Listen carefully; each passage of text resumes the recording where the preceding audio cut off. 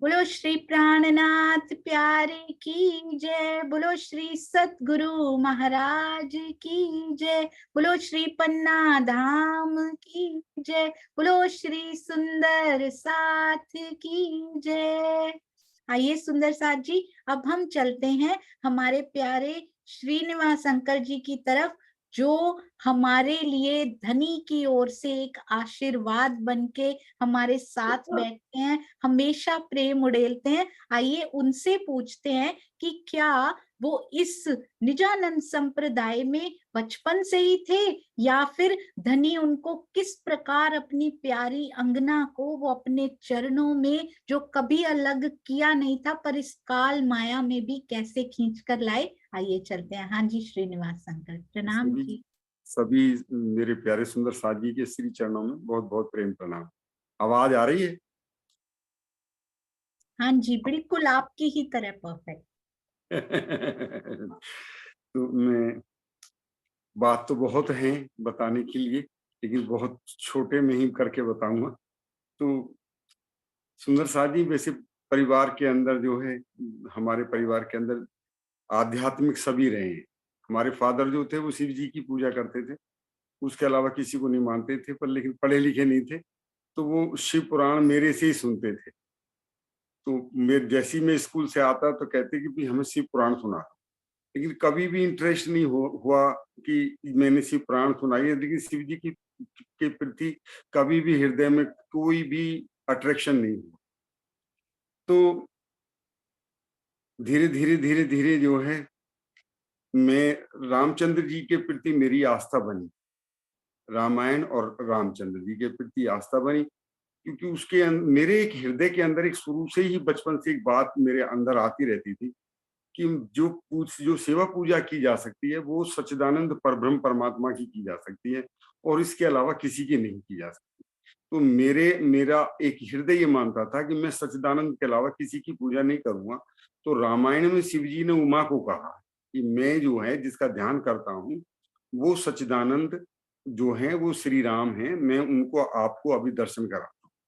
तो सीता जी का हरण हो जाता है, तो एक वो झुरमुट से जो उनका झुरमुट था उन वन के अंदर, उसमें से वो बैठ के अंदर से दिखाते हैं कि देखो जो रोते हुए जा रहे हैं ये वो सच्चिदानंद परब्रह्म परमात्मा है मेरे राम, जिनकी मैं पूजा करता हूँ। तो मेरे अंदर ये था कि रामचंद्र जी ही सच्चिदानंद है, तो इसलिए मैं सच्चिदानंद के अलावा दूसरे किसी की पूजा नहीं कर सकता। तो मैंने ये एक बार जो है प्रतिज्ञा ली थी मैंने रामचंद्र जी के मंदिर में कि जब तक मैं जीवित रहूंगा तब तक आपके सिवा किसी की सेवा पूजा नहीं करूंगा। तो धीरे धीरे धीरे धीरे जो है, मैं यहाँ दिल्ली में था, दिल्ली टेलीफोन्स में। तो हमारे गांव के अंदर एक हमारे साथी हैं जय किशन जी, मुझसे 6-7 साल छोटे हैं, दूसरे मोहल्ले में है। मेरा उनका कोई किसी भी प्रकार का, ना तो वो मेरे प्लेमेट्स हैं ना क्लासमेट्स हैं, मेरा उनसे कोई वैसे कोई संबंध नहीं, मैंने उनको कभी अच्छी तरीके से देखा भी नहीं। लेकिन एक अंतर्गत जो है कुछ खिंचाव होने लगे आपस में बिना देखे हुए भी। तो वो जब हमारी मम्मी जो है अध्यापक थी, वो आते घर पे आते रहते थे, तो उनको बताती थी कि आज हमारा भैया जो है सुंदरकांड का पाठ करा रहा है या रामायण का पाठ करा रहा है। तो वो कई बार उन्होंने मम्मी से कहा कि भाई साहब से हमको मिलाओ। तो वो वहां से खबर भेजते रहते थे कि दिल्ली से, कि मैं दिल्ली से हर महीना 2 महीने में 3 महीने में जाता था, उनको वो आज हमसे मिले। तो वो जैसे ही उनका मुझसे मिलन होता है, तो धीरे धीरे मैं गांव गया, तो उन्होंने मुझे उस सच्चिदानंद परब्रह्म परमात्मा राज्य को कह करके बोला कि भाई जो अक्षरातीत हैं वो ही परमात्मा है, और उनके अलावा और कोई परमात्मा नहीं है। सच्चिदानंद परब्रह्म परमात्मा राज्य है। आप इस वक्त प्राणनाथ जी आए हुए हैं, वो प्राणनाथ जी के रूप में आए हुए हैं। और उन्होंने मुझसे प्रणाम किया, तो मैंने उनसे इतना कहा कि मैंने कि सारे हमारे बाप दादे मर गए राम जी करते हुए, तुम मुझसे प्रणाम प्रणाम कर रहे हो, तो आप प्रणाम क्यों कर रहे हैं? बोले पद से परे परम पद सो कहिए प्रणाम। मैंने कहा कोई और रामचंद्र जी से ऊपर कोई परम पद है? उन्होंने कहा हाँ परम पद, ये तो राम तो वैकुंठ के अंदर विष्णु भगवान है, और वो जो परम पद है वो तो अक्षरातीत का परम पद है। अब हम यहाँ जब दिल्ली टेलीफोन्स में अपनी ड्यूटी पर आते हैं, तो वहां 1 घंटे का सत्संग होता था। तो उसके अंदर जो है रामचंद्र जी का सत्संग व्यवस्था हम ही करते थे, दड़ियां बिछाना, प्रसाद वितरण का रखना, और सारे जितने भी ऑफिसर्स या बाबू से सब इकट्ठे होते थे और वहां वो चर्चा सत्संग हुआ करती थी। बाहर से हम आचार्य को बुलाया करते थे। तो चलता रहा। अब मेरे अंदर एक पता नहीं क्या शोभा, एक वो अंदर से एक लीला शुरू हुई कि मेरे अंदर से जब भी मैं कार्य करता अपने में, उस वक्त डाटा डाटा फीडिंग ऑपरेटर था दिल्ली टेलीफोन में, तो जैसे ही वो उसमें बहुत ही स्पीड से पन्ने पलटे जाते हैं तो ध्यान रखना पड़ता है, लेकिन अंदर से एक ध्वनि आती रहती थी कि पिया प्राणनाथ जी, पिया प्राणनाथ जी। मैंने कहा यार ये मेरे अंदर कौन अंदर आ गया। तो मैं प्राणनाथ जी को जानता नहीं हूँ, ये प्राणनाथ जी मेरे अंदर से आवाज क्यों आनी शुरू हो गई है। तो मैं बहुत विचलित रहने लगा, मुझे एक अजीब सा मेरे को होने लगा। तो मैंने ये सोचा कि मैं सच्चिदानंद के अलावा तो किसी की पूजा कर नहीं सकता, और राम ही सच्चिदानंद है, क्योंकि शिव जी झूठ नहीं बोल सकते। शिव जी ने उमा को कहा है कि राम सच्चिदानंद है। तो मगर ये प्राणनाथ जी की जो ध्वनि आ रही है अंदर से, ये क्यों आने लगी है। अब मेरे को धीरे धीरे राम की पूजा कम होने शुरू हो गई, उनमें ध्यान लगना कम शुरू हो गया। तो वहां एक आचार्य आया करते थे सत्संग के अंदर, वो गंगा शरण त्यागी, वो अपना नाम लिखते थे पंडित गंगा शरण त्यागी। तो वो चर्चा वहां पर आते थे चर्चा देने के लिए। तो जब चर्चा पूर्ण हुई तो मैं उनके साथ साथ चल दिया, और मैं स्टैंड तक, और मैंने उनसे हाथ जोड़ के एक प्रार्थना करी कि मेरे 3 प्रश्न हैं, आप उनका उत्तर दे दीजिए। अगर आज आपने उनका उत्तर सही नहीं दिया तो आज मेरा जो है ये लास्ट डेट है, आज के बाद में मैं आपको सत्संग के अंदर कभी रामचंद्र की सत्संग में मिलूंगा नहीं। बोले अरे अरे कैसी बातें कर रहे हो, रामचंद्र जी से भी बड़ा है कोई, मुझसे पूछो ना क्या प्रश्न है। तो मैंने उनको प्रश्न पूछे हैं, तो मैं आपको उन प्रश्नों के बारे में बता रहा हूँ। वो 3 प्रश्न जो मैंने उनसे पूछे, कि वे प्रश्न 3 ये हैं कि जैसा कि शिव जी भगवान ने उमा को रामायण में कहा है कि रामचंद्र जी ही सच्चिदानंद हैं, तो क्षीर सागर के अंदर मधु और कैटव नाम के 2 राक्षस से साई नारायण ने मारे, उन दोनों का वध किया, लेकिन उनका पुनर्जन्म होता है, वो रावण और कुंभकर्ण बनते हैं दोनों के दोनों। तो मैंने उनसे ये प्रश्न करा कि जो क्षीर सागर के अंदर आदि नारायण है, मैंने तो आज तक नारायण को देखा नहीं है, उसने उन दोनों ने उनको देखा भी है, उनका उनका हाथ स्पर्श हो गया उनसे, और फिर भी उनकी मुक्ति नहीं हुई। तो फिर उनका पुनर्जन्म क्यों हुआ। जब एक आदि नारायण ही उनको मार रहा है तो फिर तो पुनर्जन्म नहीं होना चाहिए। इनके उनके पास कोई जवाब नहीं था इससे। फिर मैंने उनसे दूसरा प्रश्न फिर उनसे मैंने पूछा कि जब वो ही दोनों के दोनों जो है, जब रावण कुंभकर्ण बन जाते हैं, तो राम तेत्रता के अंदर रामचंद्र जी जो है उन दोनों को मारते हैं, रावण को भी और कुंभकर्ण को भी, और उनका फिर पुनर्जन्म होता है, वो कंस और शिशुपाल बनते हैं। तो हमने तो राम को आज तक 30 साल की भक्ति होगी हमें करते, मैंने तो रामचंद्र जी को देखा नहीं है, और उन्होंने रावण ने उसको देखा भी है, और उनके हाथों वो मारा भी गया, फिर भी उसका पुनर्जन्म हो रहा है, उसकी मुक्ति फिर भी नहीं हो रही। तो फिर मेरी मुक्ति कैसे हुई। अब इसका भी उनके पास कोई जवाब नहीं था। तीसरा सवाल था कि जो क्षर अक्षर अक्षरातीत हैं ये कौन है, अक्षरातीत कौन है इनमें, तो मुझे इसके बारे में बताओ कि मैं जानना चाहता हूँ कि जो अक्षरातीत है वो है कौन। तो उन्होंने कहा कि अक्षरातीत कुछ नहीं होता, अक्षर को ही अक्षरातीत कहते हैं बोलचाल की भाषा में। तो मैंने कहा आज मेरा अंतिम दिन है, आज के बाद में मैं आपके तीनों प्रश्नों से बिल्कुल संतुष्ट नहीं हूँ। मैं आज जो है आखिरी बार गया हूँ, मैं आज के बाद में आपको मैं वहां नहीं दिखा दूँ। मैंने एक एप्लीकेशन लिखी, उसमें लिख दिया गलती से कि अनिश्चितकालीन मुझे छुट्टी प्रदान की जाए। तो उसने सुपरवाइजर ने बुलाया, यहाँ सुनो कि एप्लीकेशन पे लिखते हैं अनिश्चितकालीन छुट्टी प्रदान की जाए। अरे भाई इसमें डे लिखो, फ्रॉम टू, कब से कब तक चाहिए, अनिश्चितकालीन क्या होती है, कब क्या सारी जिंदगी गए छुट्टी पर रहेंगे। मैंने कहा भाई अब जब जिंदा रहूंगा तो आ जाऊंगा, नहीं मेरी तो अवस्था आने लायक है नहीं। मैं वहां से घर से अपना बस्ता लेकर के, थैला लेकर के घर वहां अपने गांव में पहुंच गया, और मैंने उनसे जो है अपने जो मेरे डॉक्टर साहब थे उनके प्रति एक इतना प्रेम हो गया था, इतना प्रेम हो गया था कि मैं जब भी घर जाता और तो मुझे रामचंद्र जी की मेरी जो है सेवा पूजा बंद हो जाती, और मेरी स्थिति ऐसी आ गई थी कि मैं उनके बगैर रह नहीं सकता था पूजा के। तो मैंने जब ये हालत हो गई तो एक दिन मुझे दिन के 12 बजे मुझे स्वप्न होता है, और वो दिव्य स्वप्न होता है। मेरी सुसुप्ति अवस्था के अंदर मुझे राम लक्ष्मण दिखाई देते हैं। मुझ में जागृत होता हूँ अंदर, और दोनों के दोनों जो हैं, और वो रामचंद्र जी अपना जो धनुष बाण है उसे उठा के जमीन में रख देते। तो मुझे बड़ा अचंभा हुआ। मैंने उनसे कहा रामचंद्र जी से कि देखो 30 साल तक मुझे उनका उनका दर्शन नहीं हुआ, अब क्योंकि प्राणनाथ जी क्या हर वक्त ध्वनि प्राणनाथ जी की आ रही है, तो अब रामचंद्र जी आते हैं। तो कहते हैं कि भाई हम जो है जो प्रतिज्ञा कर रखी थी वो हमसे पूरी नहीं हो पा रही, इसलिए हमने इसको जमीन में रखा। मैंने कहा आपने ये क्या कर दिया, क्या आप सच्चिदानंद नहीं है? क्योंकि प्रतिज्ञा तो उनसे पूरी नहीं होती जो सच्चिदानंद नहीं होते। आप तो सच्चिदानंद हैं। बोले नहीं, मैं सच्चिदानंद नहीं।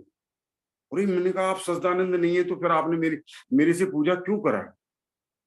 मैं सच्चिदानंद के अलावा किसी की पूजा नहीं करता। मैं बस इतनी जोर से बोलना शुरू कर दिया मैंने सुसुप्ति अवस्था के अंदर ही कि आपने मेरे से पूजा क्यों कराई, मेरे से पूजा क्यों कराई, और मैं रोने शुरू हो गया। जब मेरी आंख खुली तो हमारी सिस्टर हमारे बराबर में ही 12 बजे थे, दोपहर का जून का महीना, वो पलंग पे थी और मेरे ये सारे कपड़े भीगे हुए थे। उन्होंने कहा भैया तू अपने आप को संभाल, तुम्हारी तो बड़ी स्थिति खराब हो रही है। मैंने कहा आज स्थिति सही हो गई बिल्कुल। मैंने वो पर्दा बंद कर दिया मंदिर। मैंने कहा अभी इसमें आरती पूजन जब होएगा जब ये पता पड़ जाएगा कि जो सच्चिदानंद कौन। अब उधर तो प्राणनाथ जी की ध्वनि अंदर से बराबर आ रही है कि प्राणनाथ जी पिया, प्राणनाथ जी पिया, प्राणनाथ जी। उधर जो है अब मुझे एक दुविधा ये खड़ी हो गई कि सच्चिदानंद तो राम है नहीं, उन्होंने खुद ही कह दिया कि मैं सच्चिदानंद नहीं। तो मुझे ये था कि तू प्राणनाथ जी ने ले ले, उसके बाद में फिर प्राणनाथ जी भी ना कह देंगे मैं सच्चिदानंद नहीं हूं, तो फिर तो तू इसी काम पे रहेगा। तो मैं वहां से फिर डिवाइन वालों में गया। तो एक डिवाइन परमहंस वालों का दरियागंज में वहां बहुत बड़ा उनका वो है। तो वो लोग जो है 1 महीना चर्चा सत्संग देते हैं और फिर उसके बाद मंत्र देते हैं। मैं गया, मैं लंबाई लेट गया जाकर के वहां। वो बैठे थे पलंग के ऊपर, पीले भगवे कपड़े पहन रखे। अरे भाई इन्हें उठाओ, इन्हें उठाओ, इन्हें उठाओ। मैंने कहा जी आप साक्षात परमात्मा है, मुझे मंत्र दीजिए। बोले नहीं, 2-3 सत्संग आपको सुनने पड़ेंगे। अब मैं उनके साथ रह लगा। वो उनका बैग उठा करके चलता था, वो पीछे पीछे रह करते, मैं उनके आगे आगे चले करता। अब वो जो है डिवाइन वाले थे, डिवाइन परमहंस वाले। अब मैंने उनके 2-3 चर्चा सत्संग सुने, लेकिन मेरे तो सिर से ऊपर से जा रहे थे कि देखो कितनी सुंदर चिड़िया है, कैसी उड़ रही है। मैंने क्या किया कि क्या सुना रहे हैं, मेरे तो पल्ले कुछ नहीं पड़ रहा। पैर देखो कितने, उस ऊपर वाले ने कितने सुंदर पैर बनाए हैं, देखो उंगलियां कितनी सुंदर हैं, ऐसी कोई आदमी डॉक्टर नहीं बना सकता। मैंने कहा तेरी की, मैं तो उसे पकड़ा बैग। मैं कहा मेरा लास्ट डेट है आज। मैं आज के बाद आपको नहीं दिखाई पड़ूंगा। फिर वहां से मैं घर पे ही जाता हूँ, पर वहां जाकर के जो जैक्सन जी थे, जो मेरे से 6-7 साल छोटे थे, मैंने उनसे हाथ से प्रार्थना करी कि मुझे अब वो एड्रेस पता दे दीजिए जहां पर प्राणनाथ जी का तारतम्य मिलता। तो उन्होंने मुझे वहां का एड्रेस दे दिया रतनपुरी का, कि भाई इंचोली गांव है, पहले इंचोली कहते थे, और वहां सरकार श्री जी हैं। और हमारे गांव में जो जागनी थी वो लक्ष्मण दास जी की थी, कि वो भी वहीं मिलेंगे आपको। तो मैं यहाँ से जैसे ही चलने लगा तो हमारी मम्मी हमें अकेला नहीं भेजती थी, तो वो भी मेरे साथ साथ होगी। बोली भैया अकेले नहीं भेजूंगी, और खो गया तो कैसे होगी, जबकि मैं सर्विस कर रहा हूँ, बीएड कर आया, एम कॉम बी.कॉम कर लिया, लेकिन मम्मी कभी अकेले नहीं भेजती। वो मेरे मेरे साथ साथ फिर फटाफट फटाफट धोती बांध दी और साथ साथ। जब हम वहां पहुंचे तो खतौली में ही मेरे अश्रुधारा शुरू हो गई अपने आप ही, और मैं रोना शुरू हो गया। तो मैं अपने आप से ही पूछ रहा हूँ कि मुझे हो क्या रहा है, मेरी कोई समझ में नहीं आ रही। मुझे मेरे अंदर कोई प्रवेश हो गया, क्या हो गया, ये हुई क्या कहानी क्या है। और मैं रोई चला जा रहा हूँ। एक गाड़ी आकर के हमारे आगे रुकती है, तो मैं उनसे कहा कि हमने इंचोली जाना है, जो प्राणनाथ जी मंदिर है। हाँ हाँ ना बैठो ना, बैठो बैठो। और तुरंत ही उन्होंने हम मुझको भी और मम्मी को बैठा लिया। हम सीधे उस दिन 1 अक्टूबर था, 1 अक्टूबर 1987, बृहस्पतिवार का दिन था जिस दिन हम वहां पहुंचे। और सब उस दिन भंडारा पूर्ण हुआ था, सब लोग पन्ना के लिए गुजरात की गाड़ियां जा रही थी, और सरकार की मध्य में खड़े हुए थे बिल्कुल प्रांगण के अंदर। बस बहुत जोर जोर से मैं खिड़की छूट रही थी, मेरे आंख पटापट टपक रहे थे। मैं जैसे ही मैं उनकी तरफ गया तो वो किसी से बात कर रहे थे, मैंने जैसे ही चरण छुए और उन्होंने हाथ मेरे सिर पर रखा, एकदम शांत हो गया, बिल्कुल पूरा शांत हो गया शरीर। कुछ भी ऐसे लगा, बिल्कुल सामान्य अवस्था हो गई। तो बस उन्होंने मुझसे इतना पूछा कि तुमने को प्रसाद मिला?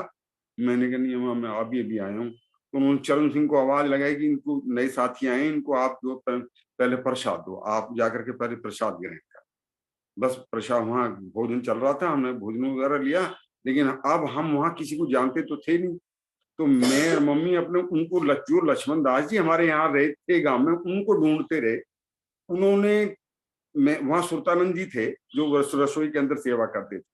मैंने उनसे पूछा कि लक्ष्मण दास जी हैं कोई यहाँ? बोले तो को वो बैठे खाना खा रहे। 6 बजे का समय का, शाम का टाइम हो रहा था। वो जैसे ही पंगत से उठ करके आए और मैंने चरण छुए उनके, बोले आप कौन?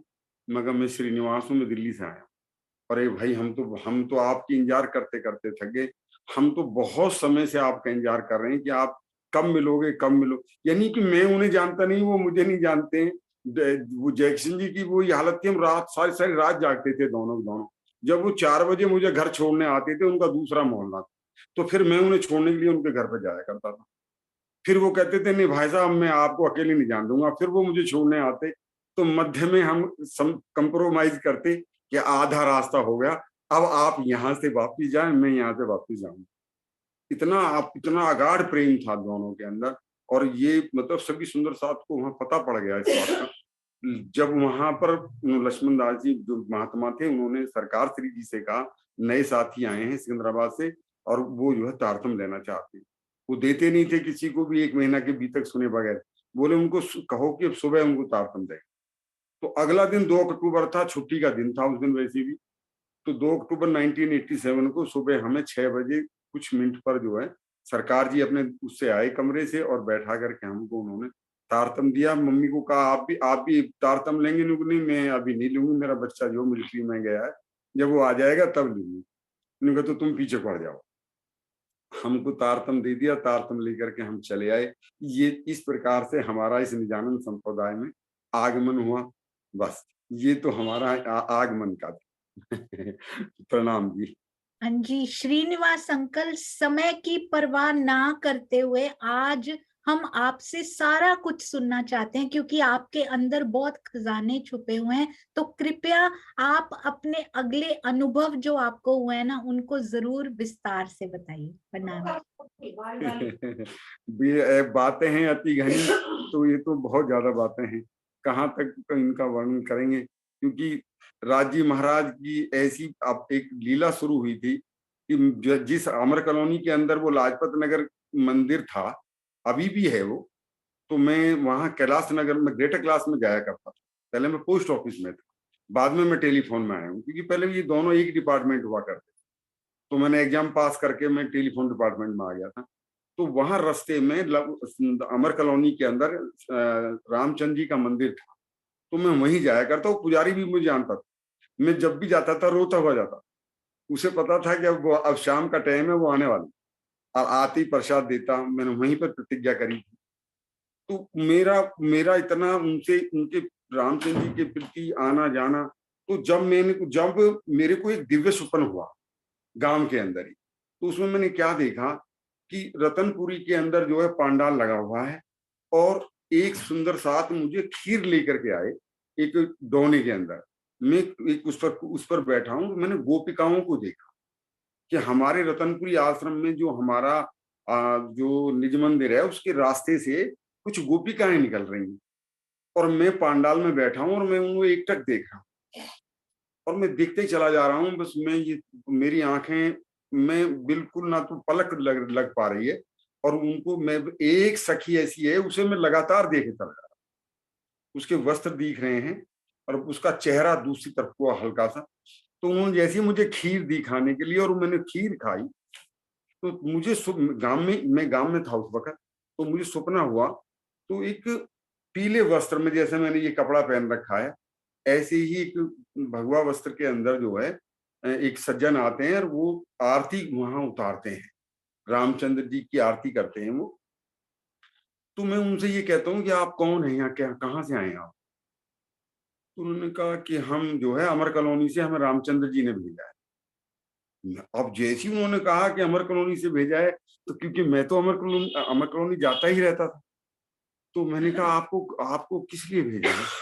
क्योंकि रामचंद्र जी ने कहा है कि हमारे एक भक्त थे जो अब नहीं है, पहले थे, अब क्योंकि खीर हमने प्रसाद ले लिया प्राणनाथ जी का, तो अब तो हम प्राणनाथ जी के हो गए, तो तुरंत ही हनुमान जी को भेज दिया उन्होंने। और वो हनुमान जी ही थे जो उस वर्दी में थे। तो उन्होंने कहा कि उन्होंने ये करके के भेजा है कि हमारे एक भक्त थे जो कि अब हमारे भक्त नहीं थे। तो फिर मेरा जीव रोता है, मेरे जीव जो है दुखी होता है, उसे ये मतलब महसूस होता है कि मैं इतने दिन से, लगभग उस वक्त मेरी 30 साल की उम्र थी और मैंने जब से होश संभाला तब तो मैं रामचंद्र जी की पूजा कर रहा था। उनको छोड़ना मेरे लिए संभव नहीं था और मैंने प्रतिज्ञा कर रखी थी, मैंने हाथ ठा करके 7 चक्कर लगाए रामचंद्र जी की मूर्ति के कि जब तक ये शरीर जिंदा है तुम्हारी पूजा करेगा, तुम्हारे अलावा किसी की पूजा नहीं करेगा। तो मेरे लिए तो बहुत दुर्लभता थी उनको छोड़ना जो है, लेकिन प्राणनाथ जी का मुकाबला कौन करे? वहां लक्ष्मण क्या करेगा, भरत क्या करेगा, राम क्या करेगा? तो राम वो सपना जो हुआ, दीदार हुआ, बस ये तारतम्य मिल गया, तो मुझे प्रकाश चंद जी की अनुभूति हुई। तो मेरे हर हृदय में हर वक्त एक चीज तमन्ना रहती थी कि किसी तरीके से सरकार साहब मेरे घर पे आ। लेकिन सरकार साहब का घर पे आना इतना आसान नहीं था, बहुत छोटे छोटे हमारे पास 2 कमरे थे। और सरकार साहब ये कहते थे कि जब भी हमें बुलाओ तो 50-100 आदमियों के सुंदर साथ की बैठ करके चर्चा सत्संग का वो होना चाहिए। तो सरकार साहब को अब बुलाना चाहते हैं लेकिन जाए कैसे? तो ऐसा हुआ सपने के अंदर, वो हमारे प्रकाश चंद जी जो है वो और मैं, एक गूलर का पेड़ है सपने के अंदर, वो भी बीन उठा पके पके ले रहे हैं और मैं भी रख रहा हूँ कुर्ते में, वो भी रख रहे हैं। तो मुझे सरकार जी जो है एक खेत, जहां वो खेत समाप्त हो जाता है उसकी चक्रोड़ में जो एक पत्थर है उस पर वो फटी शिला पर अपना पैर ऐसे रख करके और ऐसे ऐसे करके लेटे हुए दिखाई। तो मैं बहुत जोर से रोना शुरू कर दिया मैंने सपने के अंदर ही। और मैं वहां से जब मैं ऐसे करते हुए आता हूँ तो मैं जमीन से कुछ ऊंचाई पर होता हूँ, ऊपर हूँ जमीन से, और मैं ऐसे करते करते करते करते मैं सरकार जी के पास आता हूँ और बस मैं रो रहा होता हूँ। और मैं उनसे भी इतना कहता हूँ कि आप हमारे घर कभी नहीं आओ, क्या आप हमारे घर कभी नहीं आओगे? बस मैंने प्रणाम की और वो हंस हंस रहे हैं, मुस्कुरा रहे हैं, मेरा एकदम वो जो है ध्यान टूट जाता है। तो मैं मेरे अंदर यही था कि सरकार जी से एक बार मिलन जरूर होना चाहिए, मेरे सरकार जी घर पे आनी चाहिए। अचानक 92 के अंदर सरकार जी का बालकिशन जी सहगल जी का टेलीफोन आया कि सरकार जी लक्ष्मी नगर आ रहे हैं मेरे घर।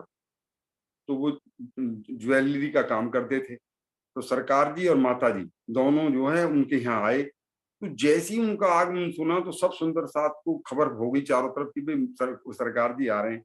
तो मैंने मिसिज को कहा कि सरकार जी बालकिशन के नहीं आ रहे, मेरे आ रहे हैं, मेरे घर पे आ रहे हैं, उनके नहीं आ रहे, मेरे यहाँ आ रहे हैं। मगर मैं अब मैं ऐसे नहीं जाऊंगा वहां, मगर तुम जल्दी से एक शॉल लेकर के आओ। बस फटाफट हम दोनों गए, फिर हमने एक दुकान से शॉल खरीदा, मगर खाने के लिए तो कुछ ले लो। फिर हमने रसमलाई ली एक दुकान से। और जैसे ही हम वो फर्स्ट फ्लोर पर बैठे हुए थे सरकार साहब, नीचे से हम चले तो जीने से जा रहे थे और रोते जा रहे थे, हिड़की छुप रही थी बहुत जो, संभाला नहीं जा रहा था अपने आप को। हाथ में वो था, शॉल था, सरकार जी उस पर बैठे हुए थे, सब सुंदर साथ पहले ही पहुंच चुके थे वहां। मैं उस सरकार साहब ने कहा अरे अरे अरे अरे अरे अरे अरे अरे ठहरो ठहरो। वो हमारी दशा की स्थिति देख करके भाई एक ही बात कही जा रहे थे, अरे आप मुझे बताओ क्या बात है, अरे मुझे क्या बात हुई है मुझे बताओ। बस मैंने वो सॉल लिया और मैं जैसे उड़ाने लगा, बोले बस हमने ओढ़ लिया, आप इसे बस यहीं रख दो कोई बात नहीं। लेकिन नहीं, आज आप मेरे घर आए, मेरी चलेगी, आपकी नहीं चलेगी, मैंने उड़ाना है आज आप। तो मैंने वो सिर पर उनके जो रखा बस उसको रखने के बाद में, और वो रसमलाई मैंने उनकी तरफ करी, तो बोले मुझे शुगर का रहता है, मैं अपने आप थोड़ा सा ले लूंगा। उन्होंने बहुत थोड़ा सा लिया, माता जी को दे दिया। बोले आप बैठो, अब मुझे ये बताओ कि तुम जो है क्यों ऐसा ऐसा क्यों इतना मन में भारीपन ले रहे? बस मैं उससे पहले कुछ बताता, हमारे भाई साहब बैठे हुए ये बोल पड़े बीच में। और बस वो बात फिर वहीं की वहीं जो है, बस हम कुछ नहीं बोले, आपको जो सपना होता है ना वो किसी को नहीं बताते, और तुम बताते हो सबको, आज के बाद में हम तुम्हें दीदार नहीं देंगे। बस एकदम से हमारा शांत हो गया, बिल्कुल बिल्कुल चुप बैठ गए वहीं पर ही। तो ये ऐसी सी अनेक बातें हैं। अब इस नेकता में करूँ रोशन, कहाँ तक कहेंगे, कहाँ तक, बस यहीं पर स्वीकार कीजिए। प्रेम प्रणाम जी।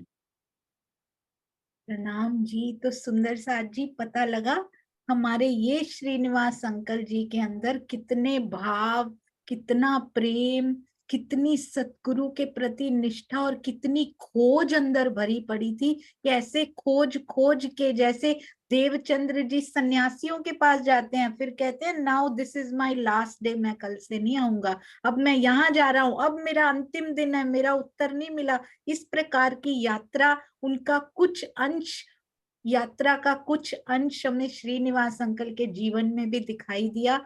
अति सुंदर। मुझे पता है आपके अंदर अभी भी बहुत कुछ भरा पड़ा है। एक एक इंटरव्यू कुछ समय में ही वो पूरा नहीं हो पाएगा, इतने अनुभव उनके अंदर भरे हुए हैं सुंदर साथ जी, जिनको बैठे बैठे अंदर से ये महसूस होता हो कि बिना प्राणनाथ जी का नाम भी जाने, जिनकी सांसों की टिकटिकी में प्राणनाथ चलता हो सुंदर साथ जी। ऐसे सुंदर साथ के चरणों में कोटि कोटि प्रणाम। और सबसे बड़ा प्रणाम मैं करूंगी उनकी नम्रता को सुंदर साथ जी। इतना कुछ अंदर होते हुए पूरी श्री बीतक साहब, श्री मुखवाणी की चौपाइयां, उनके अर्थ कितनी कितनी बार वो पढ़ चुके हैं, चर्चनी उनके अंदर समाई हुई है।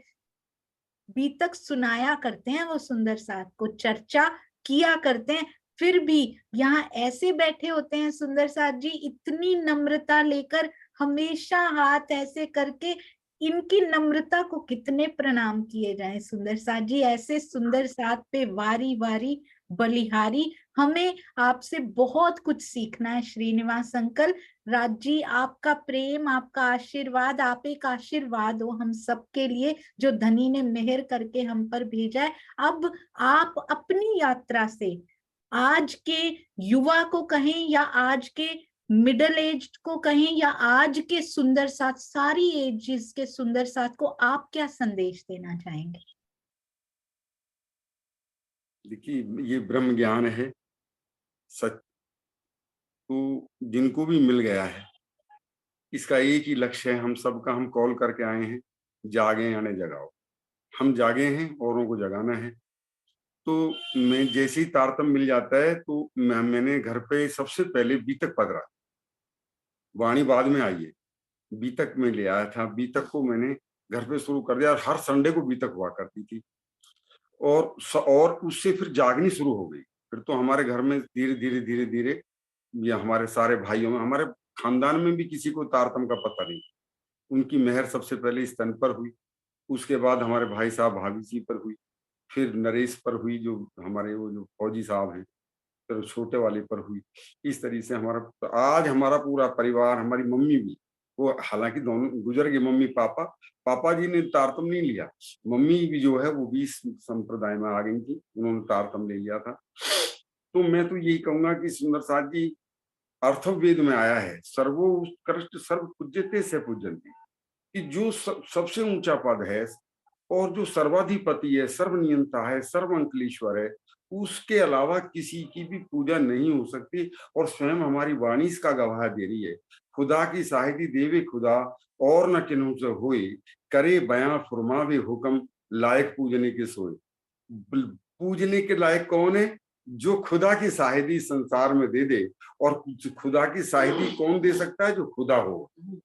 तो उन्होंने, यानी कि खुद अपने आप ही उन्होंने अपनी अपनी साहिदी संसार में लाकर के दी। प्राणनाथ जी आए, वाणी हम सबको दी, तो वो सर्वोपरि ज्ञान उन्होंने हमें दिया है। ब्रह्म जानाति न मुक्ति। सब संसार को ये बताना है कि जब तक हम ब्रह्म को नहीं जान लेंगे, मुक्ति संभव नहीं है, चाहे किसी की भी सेवा पूजा कर लें।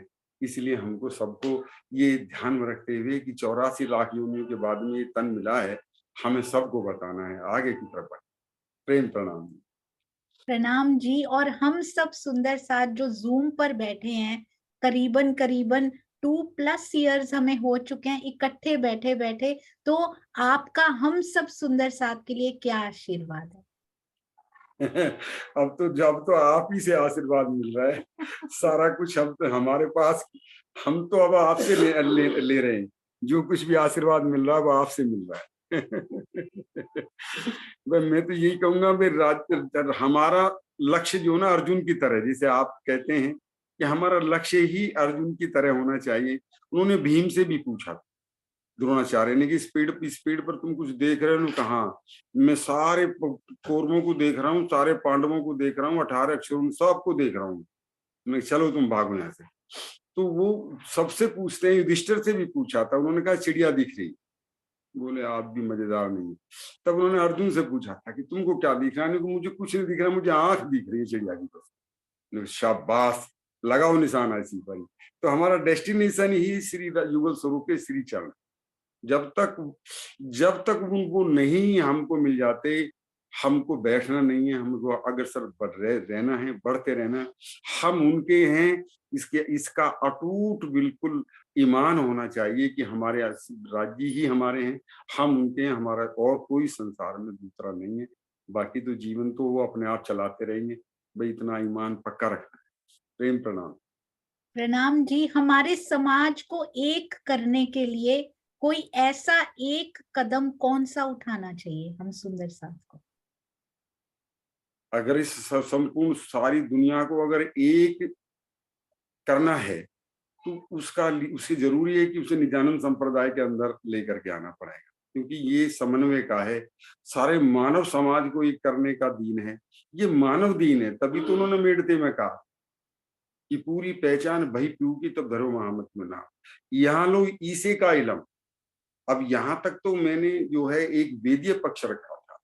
अब मोहम्मद को मिल चले कहा एक दीन आदम, एक दीन आदम है ये एक मानव धर्म है।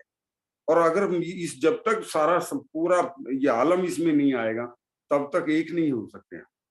ये बात सबको आना ही पड़ेगा, यहाँ नहीं आए तो 7वें दिन आना पड़ेगा, 100% आना पड़ेगा। राणा जी से चल रहे। जो सुंदर साथ समाज में शामिल हो चुके हैं उनको एक करने के लिए कोई एक सुझाव? वो तो आपने दे दिया। मैं तो उस दिन से आज भी दो ही तारतम कर रहा हूँ। निज नाम श्री कृष्ण जी, जिस दिन आपने ये निज नाम श्री कृष्ण का और निज नाम श्री जी साहिब जी का अंतर हमें स्पष्ट करा है, मैं तो सच्चाई बता रहा हूँ, मैं फूल की तरह हो गया हूँ। मैं तो बहुत महसूस करता था, एक बोझ महसूस करता था, एक बंधन महसूस करता था, एक बंधा बंधा सा महसूस करता था। और कोई कृष्ण का भी नाम ले लिया तो भी अंदर से ऐसा आता था, यार ये तो कृष्ण वाले। एक मतलब एक ऐसी मतलब मनोदिशा बदल हो गई कि हमको कृष्ण से बिल्कुल ही ऐसा लगते थे कि हम उनसे हमारा कोई लेना देना नहीं है।